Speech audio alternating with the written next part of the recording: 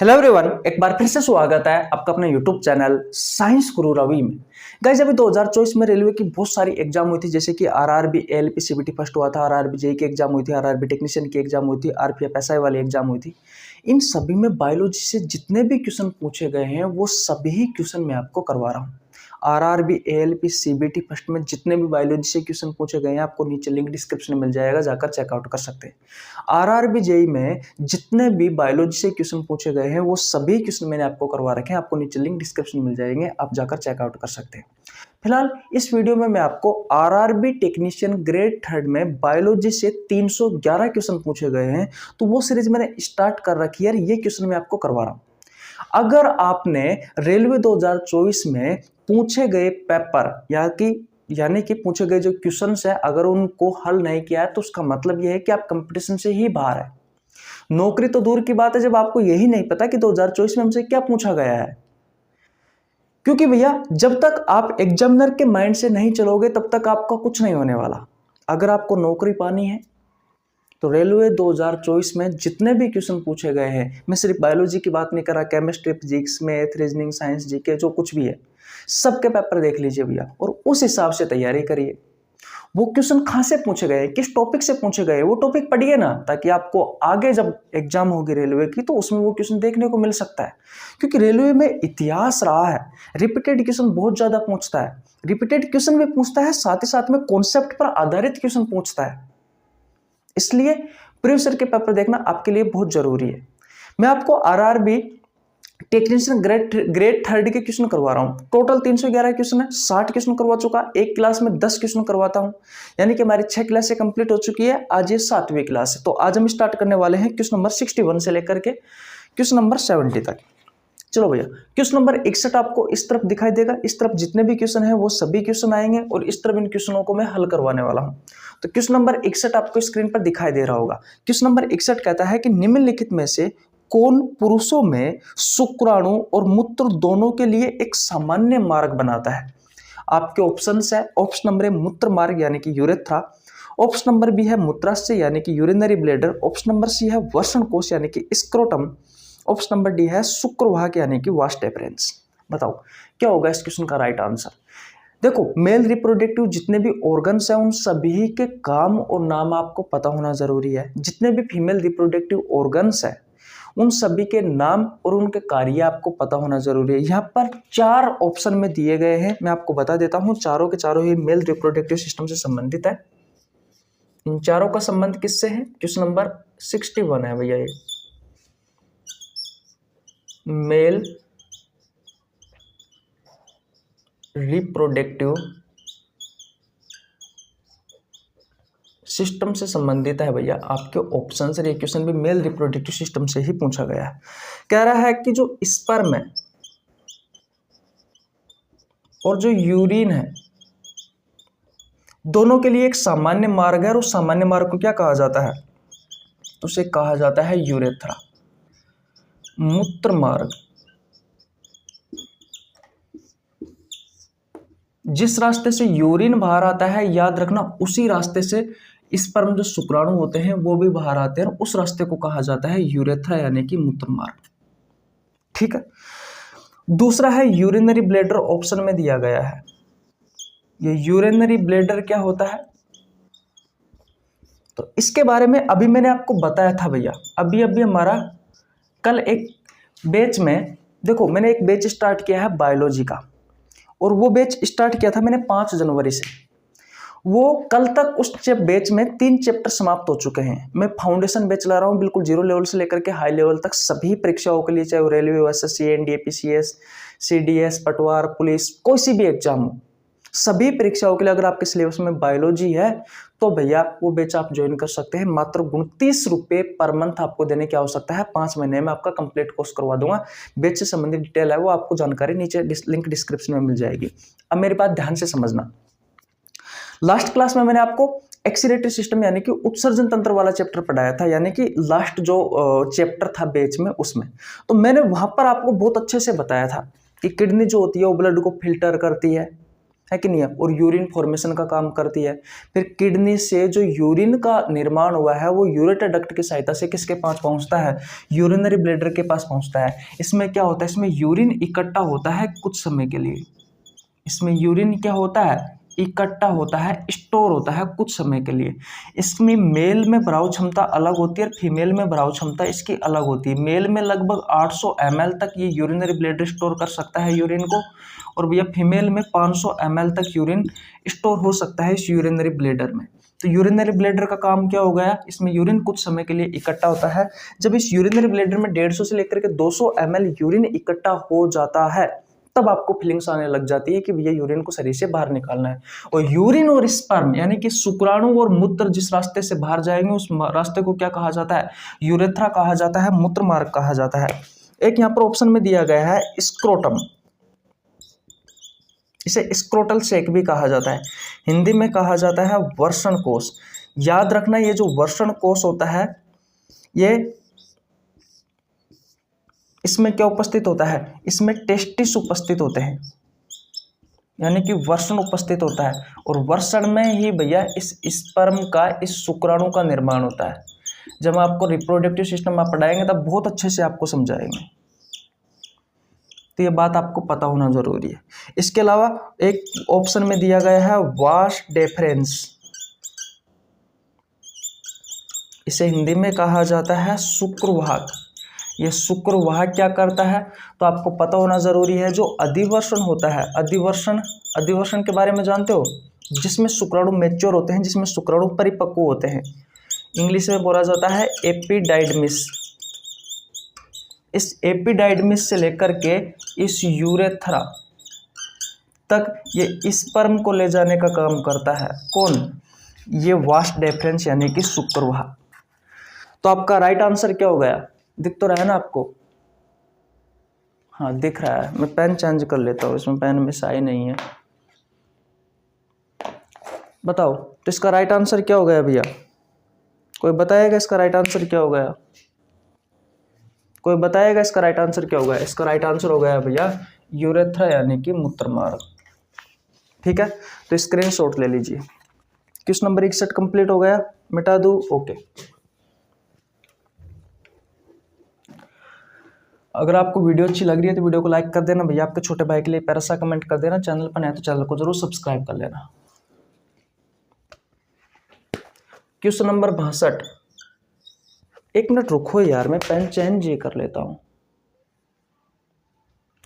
देखो भैया, अब क्वेश्चन नंबर 62 आपको स्क्रीन पर दिखाई दे रहा होगा इस तरफ।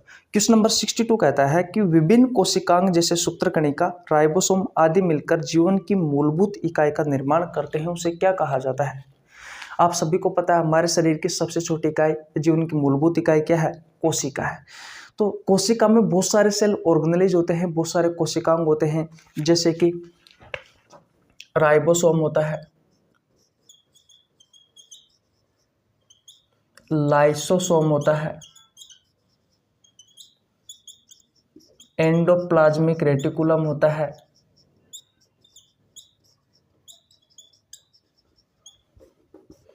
गोल्गी बॉडीज होता है, न्यूक्लियस होता है,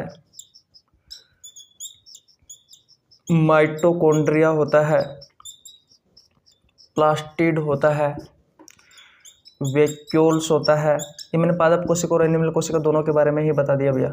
तो ये सभी सेल ऑर्गेनेलिज होते हैं, है कि नहीं है, और ये सभी सेल ऑर्गेनेलिज मिलकर किसका निर्माण करते हैं, तो सेल का, यानी कि कोशिका का, यानी कि आपकी कोशिका में ये सभी कोशिकांग होते हैं मेरे भाई। ठीक है, तो किसी को कोई प्रॉब्लम बिल्कुल नहीं होनी चाहिए। आपसे क्वेश्चन यही पूछा गया है कि विभिन्न कोशिकांग जैसे सूत्रकणिका, राइबोसोम आदि मिलकर जो उनकी मूलभूत इकाई का निर्माण करते हैं उसे क्या कहते हैं, तो उसे कोशिका कहते हैं मेरे भाई। स्क्रीनशॉट ले लीजिए, स्क्रीनशॉट ले लीजिए क्वेश्चन नंबर 62 का। आगे चले, ओके। अब क्वेश्चन नंबर 63 है वो भैया मैं आपको करवा देता हूं, क्योंकि टाइप नहीं हो सकता, प्रॉब्लम आती है। एक तरफ कुछ सेल ऑर्गेनेलिज यानी कोशिकांगों के नाम दिए गए हैं, दूसरी तरफ इनका कार्य दिया गया है, आपको मिलान करना है भैया। जैसे कि कोशिका भित्ति,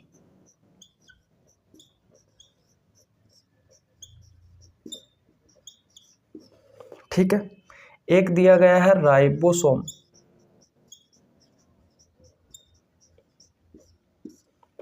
तीसरा दिया गया है लाइसोसोम,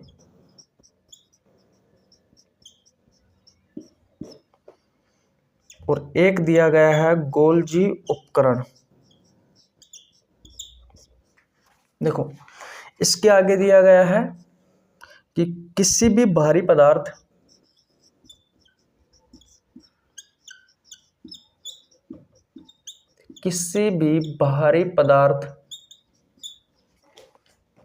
और घिसे पिटे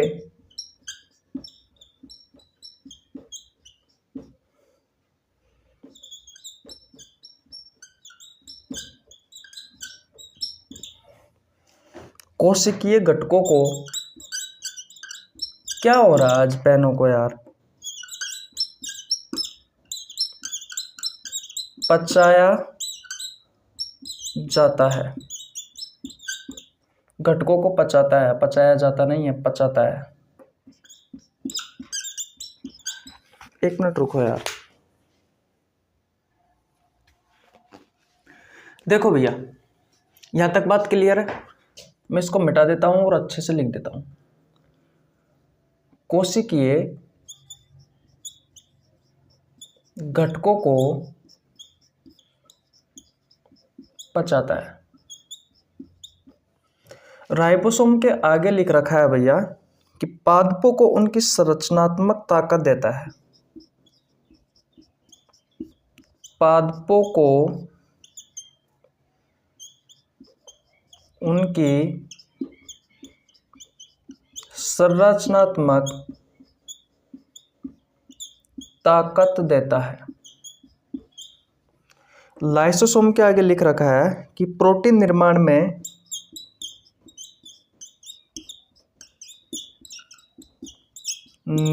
में शामिल मुख्य स्थल है। शामिल मुख्य स्थल है। और लाइसोसोम जो है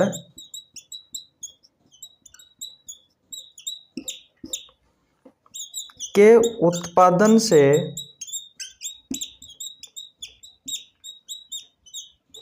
जुड़ा हुआ है।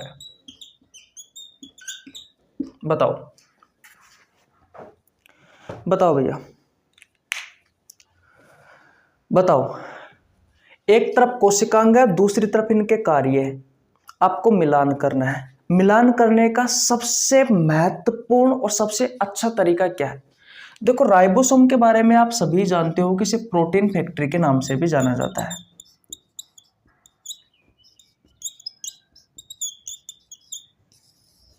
प्रोटीन फैक्ट्री कहा जाता है। तो प्रोटीन निर्माण में शामिल मुख्य स्थल कौन सा हो गया?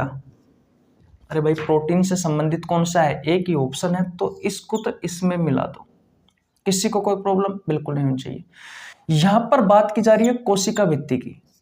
तो देखो राइबोसोम, लाइसोसोम, गोल्जी उपकरण, ये तीनों आपको, राइबोसोम तो देखो पादप कोशिका में भी मिलता है और जंतु कोशिका में भी मिलता है।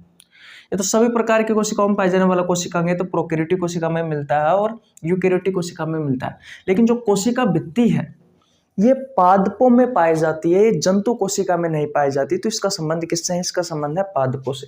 तो आप इस तरीके से भी यहाँ पर, क्योंकि पादपों के बारे में किसी और में चर्चा नहीं की गई है, तो कोशिका भित्ति को आप ऐसे भी मिला सकते हो, सेल वॉल को आप ऐसे भी मिला सकते हो।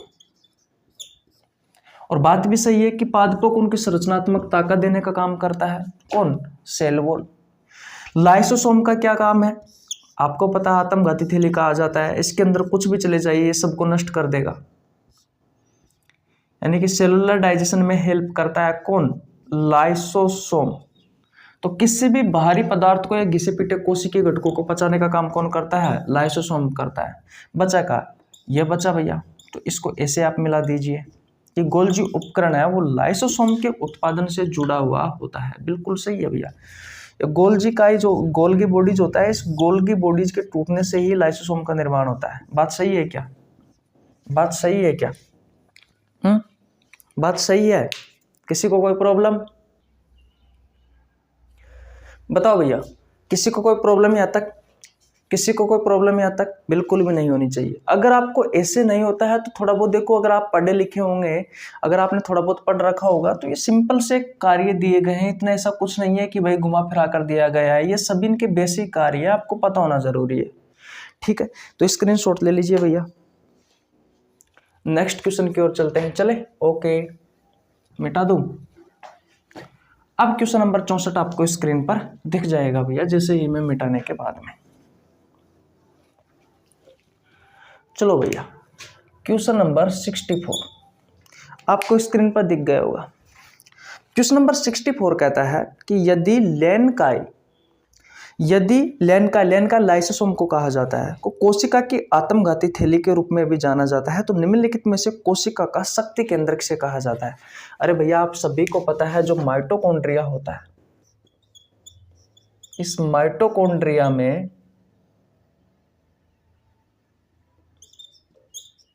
इस सूत्रकणिका कहा जाता है इसे हिंदी में। तो इसमें ऊर्जा का निर्माण होता है, इस जैसे इसे हम क्या कहते हैं?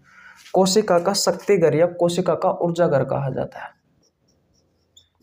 इसे शक्ति घर या फिर ऊर्जा घर के रूप में जाना जाता है। ठीक है, कोशिका का शक्ति घर। और देख लीजिए भैया, कोशिका की आत्मघाती थैली, कोशिका की आत्मघाती थैली किसे कहा जाता है? तो लाइसोसोम को कहा जाता है। यह आपसे क्वेश्चन में दिया गया है दो चीजें। तो मैंने बता दिया कि माइटोकॉन्ड्रिया में ऊर्जा का निर्माण होता है, किस तरीके से होता है बहुत बार बता चुका। ग्लूकोज को ऑक्सीजन की उपस्थिति में तोड़ा जाता है, कार्बन डाइऑक्साइड जल और ऊर्जा का निर्माण होता है। ऊर्जा का निर्माण होता है वो एटीपी के रूप में होता है। एटीपी की फुल फॉर्म होती है एडेनोसिन ट्राइफॉस्फेट। ठीक है, और देखो भैया, जो वैक्यूल्स होता है इसे कहा जाता है भैया पॉकेट ऑफ सेल, कोशिका की जेब कहा जाता है, क्योंकि पादप कोशिका में विशेषकर पाया जाता है मुख्य रूप से, और बहुत सारा स्थान भी घेरता है। जो भी अनावश्यक चीजें हैं कोशिका में वो सभी इस वैक्यूल्स में जाकर के जमा हो जाती है। प्रोटीन की फैक्ट्री किसे कहा जाता है? अभी अभी मैंने आपको बताया है, प्रोटीन फैक्ट्री कहा जाता है भैया राइबोसोम को। किसे कहा जाता है? राइबोसोम को कहा जाता है। इसके अलावा ब्रेन ऑफ सेल किसे कहा जाता है? इसके अलावा कंट्रोलर ऑफ सेल या फिर मैनेजर ऑफ सेल, ये सब किसको कहा जाता है? ये कहा जाता है न्यूक्लियस को, यानी कि जो केंद्रक होता है उस केंद्रक को कहा जाता है भैया। तो स्क्रीनशॉट ले लीजिए। तो आपका राइट आंसर क्या हो जाएगा? ऑप्शन नंबर सी हो जाएगा, माइटोकॉन्ड्रिया। चले आगे, ओके, मिटा देता हूं भाई।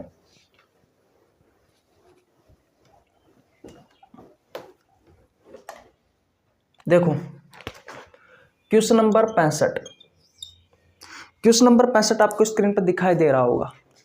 क्वेश्चन नंबर 65 कहता है कि निषेचन के बाद जब युग्मनज बीजांड के भीतर कई बार विभाजित होता है तो निम्नलिखित में से क्या बनता है? आपके ऑप्शंस है स्त्री केसर यानी कि पिस्टल, ऑप्शन नंबर बी है परागकण यानी कि pollen grain, option number C है भ्रूण यानी कि एम्ब्रियो, ऑप्शन नंबर डी है पुंकेसर यानी कि स्टेमन। देखो भैया, मैं तो कुछ नहीं जानता, इतना जानता हूं कि जब नर युग्मक और मादा युग्मक है, जब ये दोनों आपस में जुड़ते हैं तो फर्टिलाइजेशन की प्रोसेस होती है,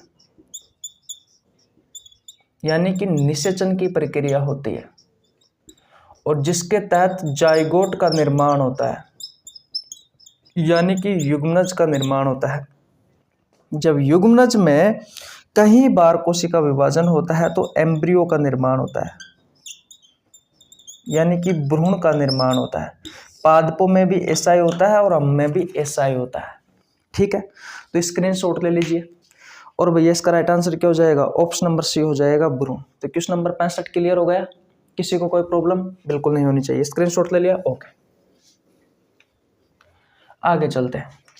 क्वेश्चन नंबर 66 आपको स्क्रीन पर दिखाई दे रहा होगा। क्वेश्चन नंबर 66 कहता है कि उस संयोजी उत्तक का क्या नाम है जो दो हड्डियों को आपस में एक दूसरे से जोड़ता है।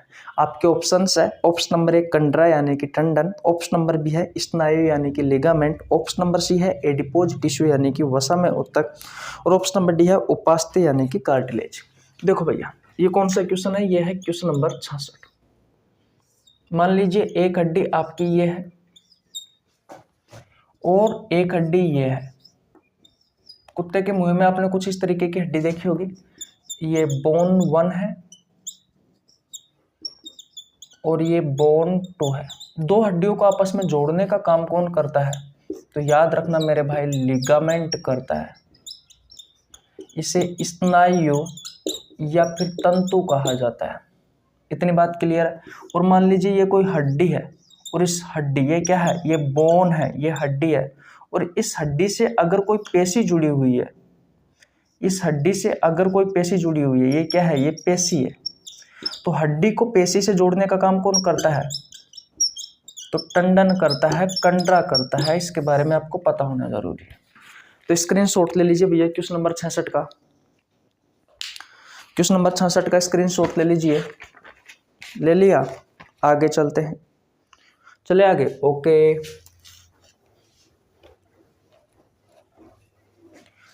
क्वेश्चन नंबर 67 आपको स्क्रीन पर दिखाई दे रहा होगा। क्वेश्चन नंबर 67 कहता है कि प्लाज्मा झिल्ली किसकी बनी होती है। आपके ऑप्शंस है, ऑप्शन नंबर ए है केवल प्रोटीन की, ऑप्शन नंबर बी है केवल सेलुलोज की, ऑप्शन नंबर सी है भैया प्रोटीन और लिपिड दोनों की, और ऑप्शन नंबर डी है केवल लिपिड की। देखो भैया, आपके ऑप्शन में ये तो अलग तरीके से पूछा गया है, लेकिन ज्यादातर जो ऑप्शन में आता है वो पूछा जाता है फॉस्फोलिपिड्स की बनी होती है। साथ ही साथ में आप प्रोटीन और कार्बोहाइड्रेट भी लिख सकते हो। ये सभी मिलकर किसका निर्माण करते हैं? प्लाज्मा मेम्ब्रेन का। इस प्लाज्मा मेम्ब्रेन का एक दूसरा नाम और होता है सेल मेम्ब्रेन। हिंदी में कहा जाता है कोशिका झिल्ली। क्या कहा जाता है? कोशिका झिल्ली कहा जाता है मेरे भाई। फॉस्फोलिपिड्स, प्रोटीन और कार्बोहाइड्रेट। वैसे तो फॉस्फोलिपिड्स ही मेन ऑप्शन में आता है। और आपको ये बताना है कि पादप कोशिका में जो सेल वॉल होती है, जो कोशिका भित्ति होती है, वो किसकी बनी होती है? बताओ, कमेंट बॉक्स में बताओ। तो स्क्रीनशॉट ले लीजिए क्वेश्चन नंबर 67 का। मैं स्लाइड चेंज कर देता हूँ और आगे चलते हैं भैया। चले आगे। ओके, तो ले लिया आपने स्क्रीनशॉट। किसी को कोई प्रॉब्लम बिल्कुल नहीं होनी चाहिए। चलो भैया, क्वेश्चन नंबर 68 की ओर आते हैं। बताओ, क्वेश्चन नंबर 68 आपको स्क्रीन पर दिखाई दे रहा होगा। क्वेश्चन नंबर 68 कहता है कि निम्नलिखित में से कौन सा एक संयोजी उत्तक है। देखो भैया, मैं आपको बता देता हूं, जो एनिमल टिश्यू है, इन एनिमल टिश्यू से बहुत सारे क्वेश्चन पूछे गए हैं। मैंने पिछले भी आपको बहुत सारे क्वेश्चन करवाए हैं। तो आगे आने वाले जो ग्रुप डी वगैरह के एग्जाम है, इनमें ऐसे क्वेश्चन पूछे जा सकते हैं। 4 प्रकार के होते हैं। पहला होता है एपिथेलियल टिश्यू, जिसे उपकला उत्तक कहा जाता है। दूसरा होता है कनेक्टिव टिश्यू, जिसे संयोजी उत्तक कहा जाता है। तीसरा होता है मस्कुलर टिश्यू, जिसे पेशी उत्तक कहा जाता है। और चौथा होता है न्यूरल टिश्यू, जिसे तंत्रिका उत्तक कहा जाता है। आपसे जो क्वेश्चन पूछा गया है मेरे भाई, वो पूछा गया है कनेक्टिव टिश्यू से, यानी कि संयोजी उत्तक से। उस संयोजी उत्तक के उदाहरण में आपको बता देता हूं। ब्लड होता है, बोन्स यानी कि आपकी हड्डियां होती है, उसके अलावा कार्टिलेज यानी कि आपकी उपास्थि होती है, और एडिपोज टिश्यू यानी कि वसीय उत्तक होता है। तो आपसे क्वेश्चन पूछा गया है कि निम्नलिखित में से कौन सा एक संयोजी उत्तक है। तो कौन सा है? रुधिर है भैया, ब्लड है। स्क्रीनशॉट ले लीजिए। नेक्स्ट क्वेश्चन की ओर चलते हैं। क्वेश्चन नंबर 69 के ले लिया आपने स्क्रीनशॉट? ओके,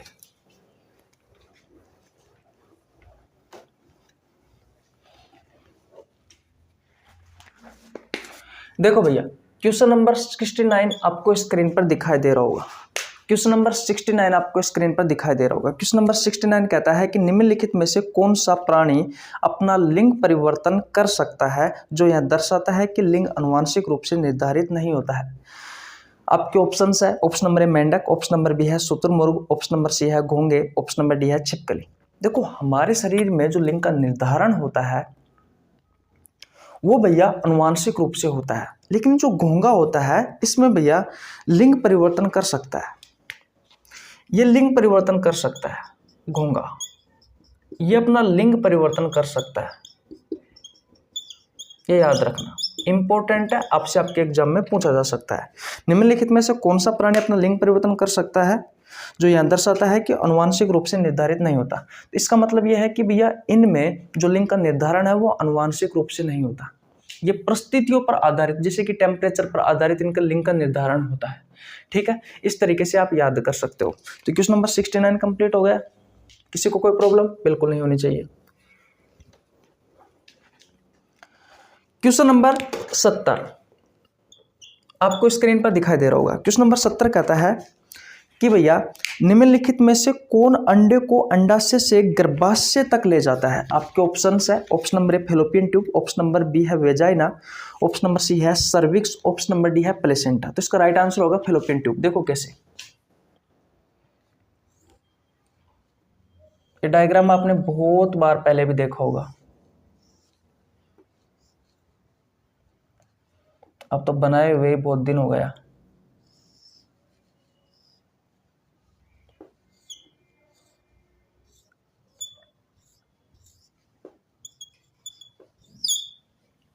आया कुछ याद?